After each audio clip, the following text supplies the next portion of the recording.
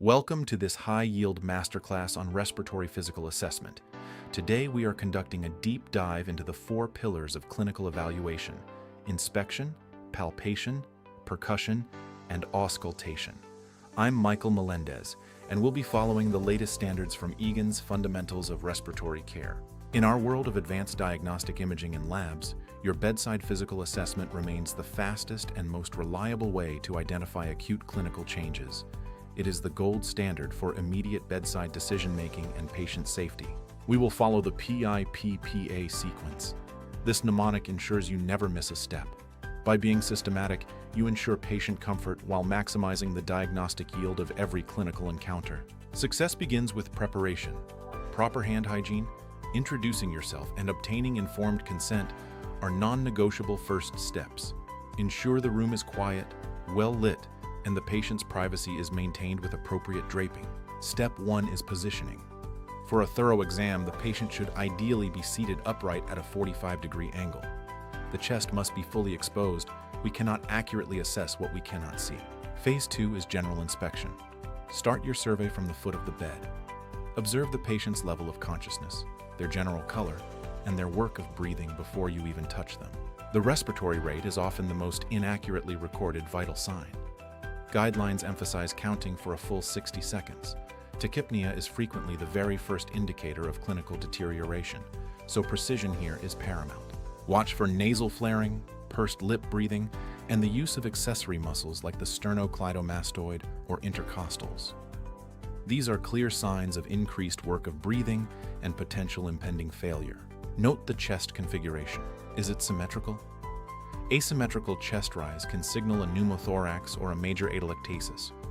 Also, look for the tripod position, a patient leaning forward on their hands, which indicates severe distress. Inspect for cyanosis. Central cyanosis in the lips or tongue is a late, critical sign of hypoxia. Also, check for digital clubbing, a bulbous swelling of the nail beds associated with chronic pulmonary conditions like bronchiectasis. Interactive quiz. What is often the earliest clinical indicator of physiological stress? Think about your bedside priorities. I'll give you a moment to decide.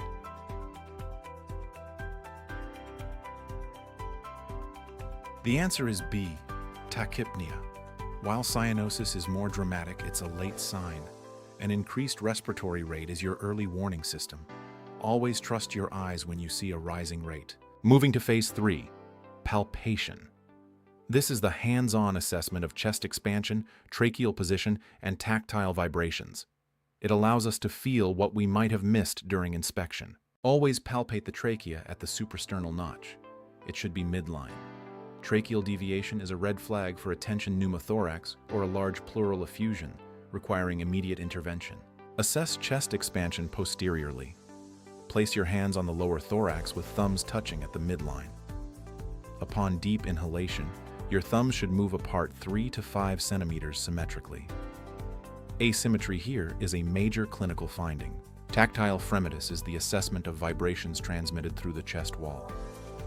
Have the patient repeat the phrase 99 while you palpate with the palmar or ulnar surface of your hands in a systematic pattern.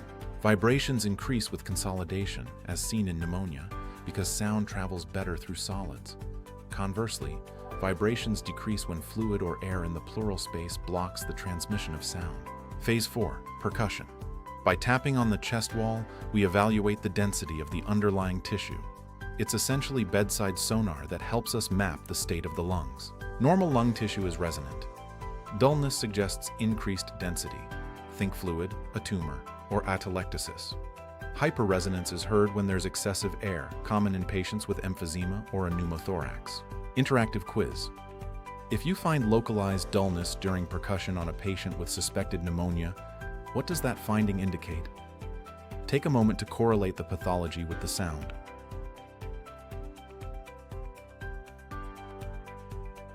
The answer is B, lung consolidation. In pneumonia, the air-filled alveoli are replaced with fluid or pus, increasing the density and causing that characteristic dull thud during percussion. Finally, we reach phase 5, auscultation. This is the cornerstone of the respiratory exam. To do this correctly, you must listen directly to the skin using the diaphragm of your stethoscope. Always follow the ladder pattern. Auscultate from the apices to the bases, comparing the left and right sides at every level. This side-by-side comparison is the only way to detect localized abnormalities. Don't forget the posterior and lateral zones. You should evaluate at least 8 zones posteriorly and include the lateral segments to ensure you've covered all 5 lobes of the lungs. Listen for normal breath sounds. Vesicular sounds are soft and low-pitched, heard over most lung fields. The inspiratory phase is about 3 times longer than the expiratory phase. This is your baseline for normal. Bronchial sounds are loud and high-pitched, normally heard over the trachea. Here, the expiratory phase is longer than inspiration. If you hear these in the periphery, it suggests the lung has become consolidated. Now for the adventitious sounds. Crackles or rails are discontinuous popping sounds. Fine crackles often sound like hair rubbing together, while coarse crackles are louder and indicate fluid or secretional buildup. Wheezes are continuous musical sounds caused by narrowed airways, typical in asthma. Rhonchi are lower-pitched. Snoring sounds often cleared by coughing, indicating secretions in the larger airways. For advanced assessment, use vocal resonance. In agophony, have the patient say E. If it sounds like a nasal A through your stethoscope, it indicates consolidation. This is high-yield clinical data. In the ICU, we perform patient ventilator assessment. We don't just check the machine, we check the patient's interaction with it. Look for synchrony, artificial airway security, and chest rise relative to the ventilator's settings. Per the latest AARC guidelines, focus on plateau pressure and driving pressure. Keeping the driving pressure under 15 centimeters of water is a key physical indicator that we are protecting the patient's lungs from injury. Clinical Case 1. A 65-year-old post-op patient develops sudden shortness of breath. You find asymmetrical chest rise, a trachea deviated to the left, and hyperresonance on the right.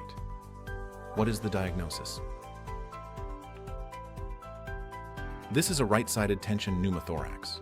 The air is pushing the mediastinum and trachea away from the affected side. This is a medical emergency that your physical assessment caught before the X-ray was even ordered. Clinical Case 2. A 70-year-old with a history of COPD presents with increased cough. You hear low-pitched snoring sounds on expiration that clear after the patient coughs. What are you hearing?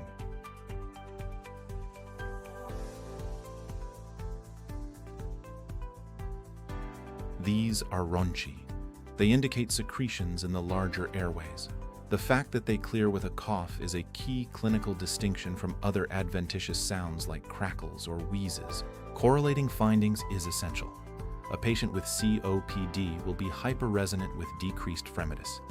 In contrast, a patient with pneumonia will be dull to percussion with increased tactile fremitus. Use these patterns to confirm your suspicions. The future of our field is integrated assessment. Combining traditional auscultation with bedside thoracic ultrasound, sometimes called visual auscultation, provides a multimodal view that drastically improves diagnostic accuracy. Here are your clinical pearls. Always count the respiratory rate for a full minute. Ensure direct skin-to-diaphragm contact for auscultation, and never skip the side-by-side ladder comparison. These basics save lives. Mastering physical assessment is a lifelong journey. It is the foundation of excellent respiratory care. By being systematic and precise, you provide the right care at the right place for better outcomes. Your skills at the bedside are the most powerful tools you have. Keep practicing, keep listening, and keep your clinical intuition sharp. Thank you for your dedication to patient care. Thank you for joining this high-yield masterclass. For more training and resources, visit our clinical library. I'm Michael Melendez, and I'll see you in the next session.